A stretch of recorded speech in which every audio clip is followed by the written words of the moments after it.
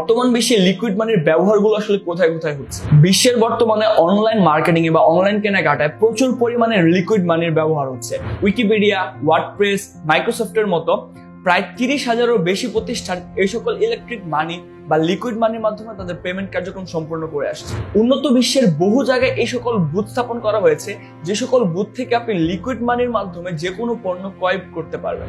Bitcoin এই জিনিসটা আবিষ্কার হওয়ার পর এই লিকুইড মানি বা ইলেকট্রিক্যাল মানির উপর মানুষের যে আগ্রহ ছিল সেটা প্রায় আকাশচুম্বী হয়ে গিয়েছে। অনেক প্রযুক্তিবিদ এবং অর্থনীতিবিদ বলেছেন, ইন্টারনেট যেমন মিডিয়া জগতের একটি বৈপ্লবিক পরিবর্তন, ঠিক তেমনি অর্থশাস্ত্র বা অর্থনীতিতে ক্রিপ্টোকারেন্সি হচ্ছে একটি বৈপ্লবিক পরিবর্তন।